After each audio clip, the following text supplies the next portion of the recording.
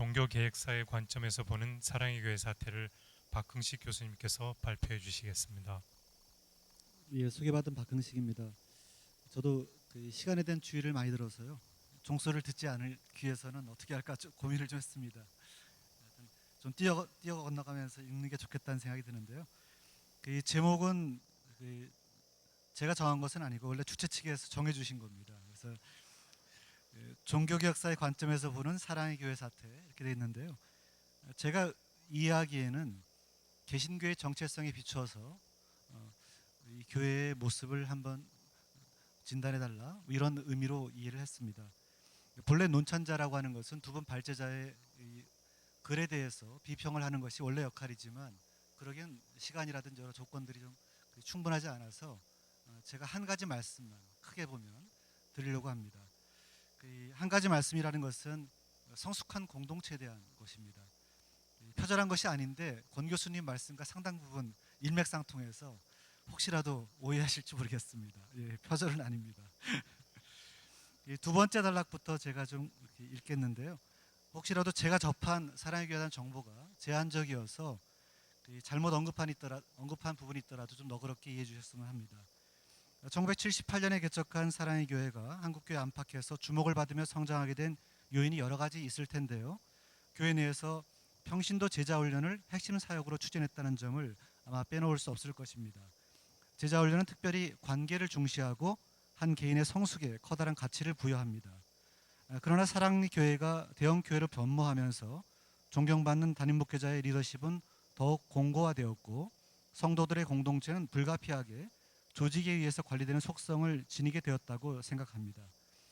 헌신적이며 본을 보이는 목회자에 대한 존경과 신뢰는 좋은 교회의 구성 요소였지만 교회 규모가 커질수록 교회 구성원들의 역할은 점차 수동적으로 바뀌고 담임 목회자의 의견은 절대적인 성격을 지니게 되었다고 판단됩니다.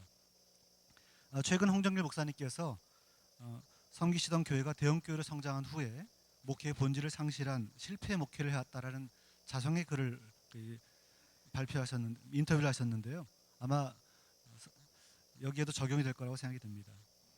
한국교회 전반에 만연한 현상이지만 대형교회의 경우에는 특별히 그런 경향이 더 두드러지는데 정작 중요한 문제들은 지도자가 먼저 결정하고 대부분 공동체는 추인하는 역할, 좀 심하게 표현하면 거수기 역할을 해왔다는 점입니다. 목회자가 스스로 중요 사안을 결정해버리는 경향이 많다는 것입니다. 성도들은 관리하는 대상으로 변모의 경우가 많고 또 성도의 공동체는 그로 인해서 주어진 일만 하기 때문에 자발성과 활력을 상실하게 되는 경우가 많습니다. 결국 대부분의 결정은 위로부터 아래로 내려가고 교회 공동체는 본래 감당해야 될 역할들을 상실하고 단지 지엽적으로 보이는 허들의 봉사들을 하는 경우가 많습니다.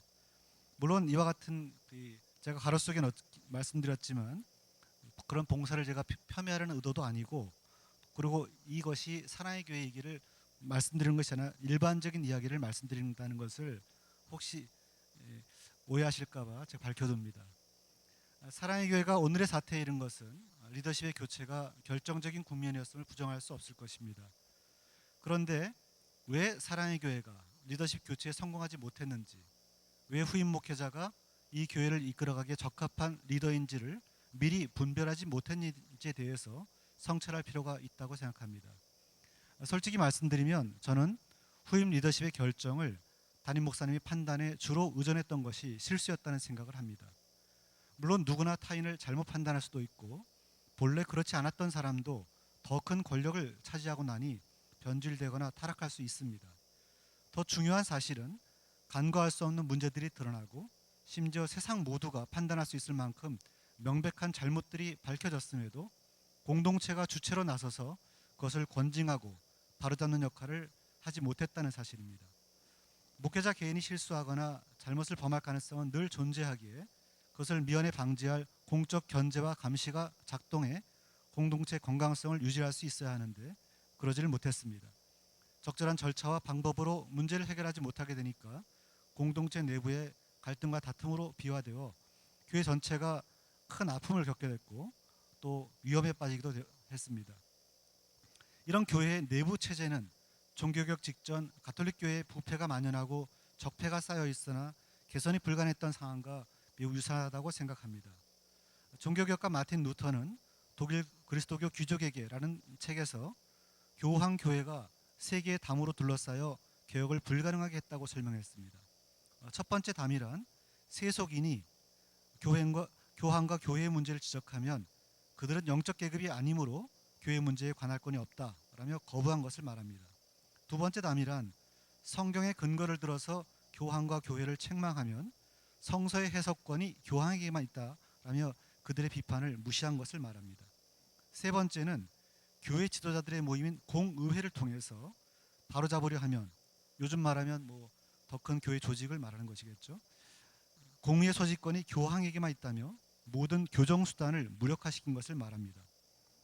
사제도 아니고 교황도 아닌 너희들이 무슨 자격으로 교회와 교황의 잘못을 지적하느냐라는 논리였습니다. 이 가운데 첫 번째 부분에 대한 비판 과정에서 루터는 만인 사제설, 전신자 제사장설이라고도 하는 이 논리를 제시했습니다. 세례받은 신자라면 사제든 속인이든 그 역할의 차이 외에는 모두가 동일하다는 주장이었습니다. 사제는 단지 현재 교회 조직 내에서 역할을 맡고 있는 사람일 뿐이라는 논리였습니다. 이는 성직자나 속인은 모두 한 몸을 구성하는 그리스도의 지체이며 하나님이 우리를 왕 같은 제사장으로 삼으셨다는 가르침에 근거한 주장이었습니다. 종교개혁을 통해서 개신교회가 얻게 된 가장 중요한 유산을 들자면 아마 저는 만인 사제설이라고 생각하는데요. 종교개혁가들조차도 시간이 경과하면서 평신도들의 역할에 대해서 충분히 강조하지도 않았고 교육시키지도 않았습니다. 공동체가 주체가 되어 몸된 교회를 이루어가야 하지만 현실에서는 개신교회라면 어디에나 교황을 한 분씩 모시고 있다라는 비아냥거리는 소리를 듣게 되었습니다. 이 얘기는 16세기부터 이미 들려지던 얘기입니다.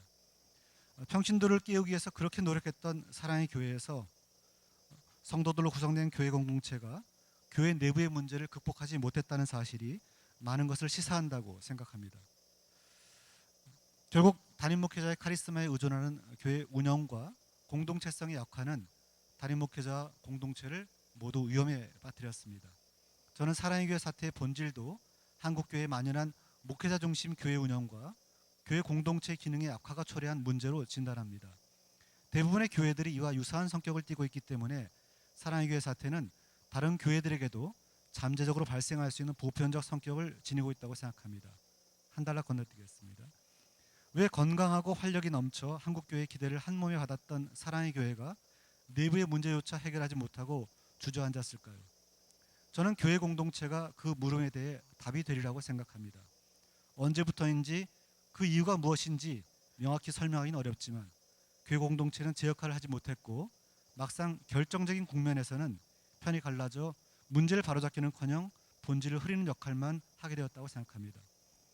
사실 교회사 속에 지도자의 범죄 혹은 세속적 이해관계 때문에 다투거나 분열된 사례는 무수히 많았습니다. 대부분 그 결과는 공동체의 분열이었고 대체로 순수성을 유지하던 개혁파들은 소수파로 남게 되었고 그들은 어쩔 수 없이 기존의 자리에서 밀려나서 새로운 자리에서 다시 하나님의 새로운 역사를 써나가는 그루터기, 즉 남은 자로서의 사명을 감당해 왔습니다. 그것이 2000년간 교회사를 이어왔다고 저는 생각합니다.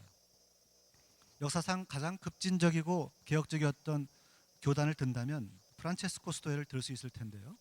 프란체스코 수도의 경우에도 프란체스코가 사망한 후 얼마 지나지 않아서 다수파는 창립자 프란체스코의 유지를 버리고 타협해서 제도화되는, 그리고 많은 재산들을 유지하려고 하는 그런 입장을 선택했고 일부 소수파들은 그에 반대해서 프란체스코의 유지를 쫓아 중세 말까지 교황에 대해서 가장 격렬하고 가장 날선 비판을 하며 청빈운동을 계속 이어갔습니다.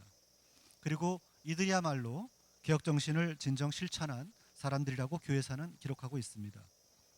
500회에 걸친 마당 기도회, 그동안 흘리신 여러분들의 눈물과 수고에 심심한 위로와 격려의 말씀을 드리고 싶습니다. 그런데 정작 문제는 갱신 공동체가 이제부터 어떤 선택을 하실지에 달려있다고 생각합니다. 그리고 희망을 우리가 본다면 그 희망은 이 공동체가 성경의 원리에 부합한 건강한 공동체성을 회복하는 데 있다고 생각합니다. 여러분께서 그 이름에 걸맞는 갱신하는 공동체를 새롭게 이뤄가시기를 간절한 마음으로 소망합니다. 이상입니다.